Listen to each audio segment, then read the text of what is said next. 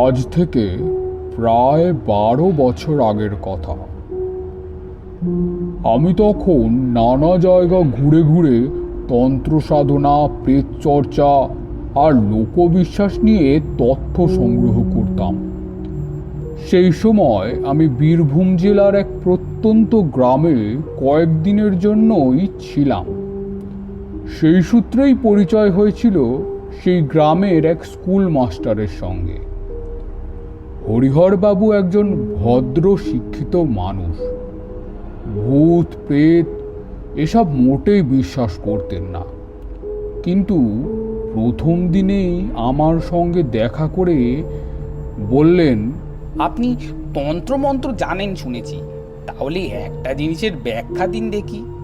কি জিনিস? তিনি কিছুক্ষণ চুপ করে থেকে বললেন, একটা মানুষ কি একই সময় দু জায়গায় থাকতে পারে? প্রশ্নটা শুনে আমি একটু অবাকই হয়েছিলাম। বললাম, সাধারণ মানুষ পারে না, তবে কিছু সাধক আছে যারা ছায়া শরীর তৈরি করতে পারে বলে শোনা যায়। হরিহরবাবু ঠোঁট কামড়ে বললেন, তাহলে হয়তো আমি যা দেখেছি সেটা ভুল নয়। কি দেখেছেন? ভদ্রলোক চারপাশে তাকিয়ে গলা নামিয়ে বললেন, আমাদের গ্রামের বাইরে একটা পুরনো বট গাছ আছে, সবাই তাকে কালো বট বলে। সেখানে একজন সাধু থাকে। সাধু তো অনেক জায়গাতেই থাকে। কিন্তু এই লোকটাকে একই রাতে দু জায়গায় দেখা যায়। গত সপ্তাহে আমি নিজে দেখেছি সন্ধ্যাবেলায় লোকটাকে কালো বটের নিচে ধ্যান করতে, অথচ ঠিক সেই সময় গ্রামের শ্মশানের পাশে এক লোক তাকে ঘুরে বেড়াতে দেখেছে। ভুলও তো হতে পারে। হরিহরবাবু এবার বিরক্ত হলেন। আমি চোখের ভুল আর বাস্তবের পার্থক্য বুঝি মশাই। এবার তিনি একটু গম্ভীর হয়ে বললেন, আরও অদ্ভুত ব্যাপার আছে। কি ব্যাপার?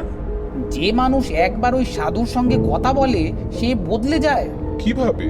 প্রথমে তারা চুপচাপ হয়ে যায়, তারপর মাঝরাতে একা একা কোথায় যেন চলে যায়, আর কয়েকদিন পর কি হয় কয়েকদিন পর? তাদের মৃতদেহ পাওয়া যায়। আমি এবার আর হাসলাম না, কারণ লোকটার চোখে আমি সত্যিকারের আতঙ্ক দেখতে পাচ্ছিলাম। আমি জিজ্ঞেস করলাম, কেন, এই ব্যাপারে পুলিশ কি বলছে? হরিহরবাবু তাচ্ছিল্যের হাসি হাসলেন। হুঁ, গ্রামের গরিব মানুষ মরলে পুলিশ কদিনই বা মাথা ঘামায়। এরপর হরিহরবাবু বলতে লাগলেন, অনেক বছর আগে একজন সাধু এসেছিল এই গ্রামে। ওই গাছের নিচেই থাকতো সে। প্রথম প্রথম সবাই তার কাছে গেলেও পরবর্তীকালে তার কাণ্ড কারখানা দেখে কেউই আর ওদিকে যেত না। তারপর এক সময় তাকে আর ওখানে দেখাই যেত না। কয়েক মাস আগে হঠাৎই তাকে ওই বট গাছের নিচে আবারও বসে থাকতে দেখা গেল, আর তখন থেকেই নানান অশুভ ঘটনা ঘটতে শুরু করছে। আজ রাতেই চলুন না, নিজের চোখে দেখে নেবেন। প্রথমটায় কিছুটা অনিচ্ছা থাকলেও পরে রাজি হয়ে গেলাম। বরাবরই কেন জানি না এসব অদ্ভুতুরে জিনিস আমায় আকর্ষণ করে। সেই রাতের কথা আজও ভুলতে পারি না। ঘটনাক্রমে সেদিন ছিল অমাবস্যার রাত। চারপাশটা ঘুটঘুটে অন্ধকার, তার ওপর পৌষ মাসের হাড় হিম করা ঠান্ডা আর কুয়াশা, সব মিলিয়ে এক অদ্ভুত পরিবেশ। হাঁটতে হাঁটতে লক্ষ্য করলাম এই গ্রামের লোকেরা সন্ধ্যের পর আর বাইরে বেরোয় না। সব দরজা জানলা বন্ধ, কুকুরটা পর্যন্ত ডাকছে না। প্রায় আধ ঘন্টা হাঁটার পর দূরে সেই বিশাল একটা অন্ধকার ছায়া চোখে পড়ল। হরিহরবাবু বললেন, ওইটাই কালো বট। গাছটা সত্যি অস্বাভাবিক বড়। তার ঝুড়ি মাটিতে নেমে এমনভাবে ছড়িয়ে আছে যেন অসংখ্য মানুষ অন্ধকারে দাঁড়িয়ে। গাছটার ঠিক নিচে বসে আছে সেই সাধু। দূর থেকেও বোঝা যাচ্ছিল লোকটা বেশ লম্বা। আমরা একটু এগোতেই সে আমাদের দিকে তাকালো। লোকটার চোখ দুটো অস্বাভাবিক উজ্জ্বল, যেন চোখের ভেতর আগুন জ্বলছে।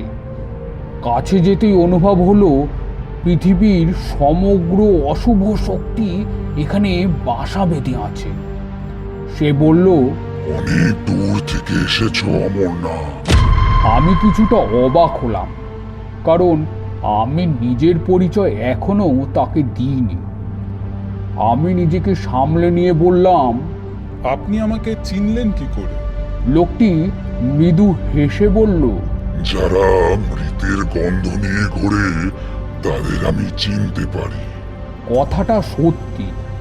আমি তখন নিয়মিত সব সাধনা করতাম। লক্ষ্য করলাম গাছটার চারিপাশে অস্বাভাবিক নীরবতা বিরাজ করছে, এমনকি ঝিঝি পোকার শব্দও নেই। আপনি এখানে কি করতে এসেছেন? লোকটা কিছুক্ষণ চুপ করে থেকে বলল, অপেক্ষা। অপেক্ষা? কিসের অপেক্ষা? সে এবার ধীরে ধীরে আকাশের দিকে তাকিয়ে বলল, যেদিন গাছটা পুরো জেগে উঠবে। হরিহরবাবু কাপা গলায় বললেন। মানে? লোকটা এবার এমনভাবে হাসলো যেন বহুদিনের পরে কোনো মজার কথা শুনেছে। এই গাছের নিচে অনেক মৃত মানুষ ঘুমিয়ে আছে। চারপাশে তাকিয়ে লক্ষ্য করলাম মাটিটা কেমন যেন অদ্ভুত উঁচু নিচু, যেন অনেক মানুষকে কবর দেওয়া হয়েছে। আমি শান্ত গলায় বললাম, আপনি কে? লোকটা এবার ধীরে ধীরে উঠে দাঁড়ালো। সে বলল, অনেক নাম ছিল, এখন কেউ আর নাম ধরে ডাকে না।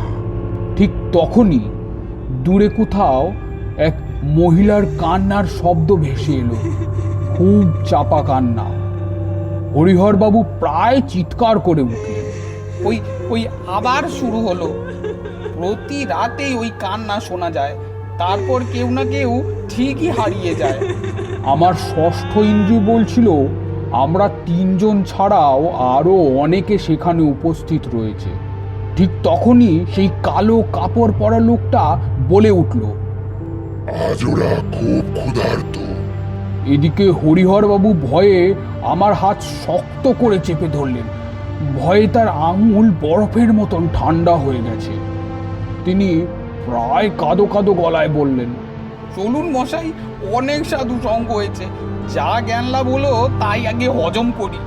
কিন্তু তখন আমাদের আর ফিরে যাওয়ার রাস্তা ছিল না, কারণ ততক্ষণে আমি বুঝে গেছি বিষয়টা সাধারণ কোনো প্রেত চর্চা নয়।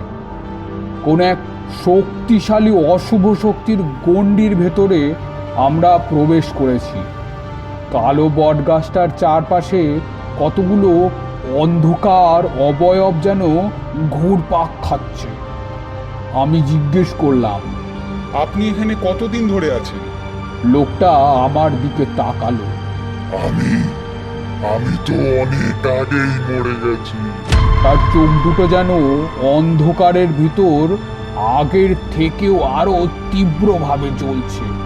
কথাটা শুনে হরিহরবাবু কিছুটা পিছিয়ে গেলেন।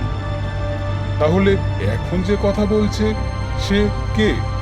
লোকটা এবার কোনো উত্তর দিল না, বরং পিছিয়ে গিয়ে বটগাছটায় হাত রাখল। আর ঠিক তখনই একটা অবিশ্বাস্য ঘটনা ঘটল। পুরো বটগাছটা যেন কেঁপে উঠল, শুকনো পাতাগুলো ঝরে পড়তে লাগলো। মনে হলো কেউ অঝরে কেঁদে চলেছে। গাছটার ভিতর কারা যেন নড়ে চড়ে উঠল। আচমকাই আমার নিঃশ্বাসের সাথে একটা পচা গলা বমন উদ্রেককারী গন্ধ শরীরে প্রবেশ করতে লাগলো। আবার সেই মহিলার কান্না, কিন্তু এবার অনেক কাছে। হরিহরবাবু আতঙ্কে বললেন, ও এসেছে। তার চোখ স্থির হয়ে আছে বটগাছটার এক ঝুলন্ত ঝুড়ির দিকে। আমি তাকিয়ে দেখি অন্ধকারের ভিতর সত্যি কেউ যেন দাঁড়িয়ে আছে, একজন মহিলা। হরিহরবাবু কাপা গলায় বললেন, ওই মহিলাকে এই গাছের নিচেই 3 বছর আগে মৃত অবস্থায় পাওয়া গিয়েছিল। মহিলাটির পা দুটো মাটিতে নেই, এক হাত উপরে এসে ভাসছে। তার চোখ দুটো কেউ যেন উপড়ে নিয়েছে। তার জায়গার স্থান নিয়েছে কোনো এক পাতালপুরীর গভীর অন্ধকার। জন্ম জন্মান্তরের কষ্ট যেন ওই শীর্ণকায় মুখেও ফুটে উঠেছে। সে বলে উঠল, ওকে চলে যেতে ঠিক তখনই চারপাশের বাতাস যেন অস্থির হয়ে উঠল। আচমকাই মুষলধারে বৃষ্টি শুরু হলো। লোকটা এবার ধীরে ধীরে মাথাটা সম্পূর্ণ বিপরীত দিকে ঘুরিয়ে মহিলাটার দিকে তাকালো। তার পর মুহূর্তেই মহিলাটা যন্ত্রণায় চিৎকার করে উঠল। তার শরীরটা আগুনের শিখার মতো কাঁপতে লাগলো। আমি সঙ্গে সঙ্গে বুঝলাম এ কোনো সাধারণ লোক নয়। সাধুর ছদ্মবেশে এক অত্যন্ত শক্তিশালী পিশাচ স্থান নিয়েছে এখানে। পিশাচটা এবার আমার দিকে ফিরল। তার ঠোঁটে অদ্ভুত এক হাসি। তুই ভুল জায়গায় চলে এসেছিস তান্ত্রিক। পিশাচটা যেন এবার আকারে ক্রমশ বাড়তে লাগলো। এরই সাথে কারা যেন মাটি ভেদ করে ওপরে উঠে আসতে চাইছে। তার পরক্ষণেই দেখা গেল বট গাছটির চারপাশের মাটি ঠেলে অজস্র হাত বেরিয়ে আসছে। বহুদিনের পুরনো কালো পচা মাংসযুক্ত হাত। মনে হচ্ছিল মাটির নিচে অসংখ্য মৃতদেহ চাপা পড়ে আছে। তারা যেন এক অতৃপ্ত ক্ষুধা শান্ত করতে উঠে আসতে চাইছে। হরিহরবাবু দৌড়ে পালাতে গেলেন, কিন্তু তখনই একটা হাত মাটি ফুঁড়ে তার পা চেপে ধরল। তিনি মাটিতে সজোরে পড়ে গিয়েই জ্ঞান হারালেন। আমি ছুটে এগোতেই হঠাৎ সেই অশরীরী শক্তি আমার সামনে এসে দাঁড়ালো। এত দ্রুত যে চোখে ধরা গেল না। সে তার সেই অপ্রাকৃতিক স্বরে বলতে লাগলো, আজ কেউ ফিরবে না, এদিকে আয়। তোর সাধনার ফল আজই তুই পাবি, চিরতরে মুক্তি পাবি। তার সেই অমানসিক হাসিতে চারিদিক যেন কেঁপে কেঁপে উঠছে। আমার মনে হলো সারা শরীরটা কেউ যেন এক অদৃশ্য শক্তিতে বেঁধে দিয়েছে। কোনো রকম নড়ার ক্ষমতা আমার নেই। ঠিক তখনই আমার গুরুদেবের কথা মনে পড়ল। চোখ বন্ধ করে একাগ্র মনে গুরুদেবকে প্রণাম জানালাম। তারপর তার দেওয়া মন্ত্র উচ্চারণ করলাম। ওং ক্রিং কালিকায় নমঃ। ওং ক্রিং কালিকায় নমঃ। ওং ক্রিং কালিকায় নমঃ। মুহূর্তের মধ্যেই প্রচণ্ড এক শব্দে বজ্রাঘাত নেমে আসলো আমার সামনে থাকা সেই অতিকায় দীর্ঘ শয়তানরূপী মানুষের ওপর।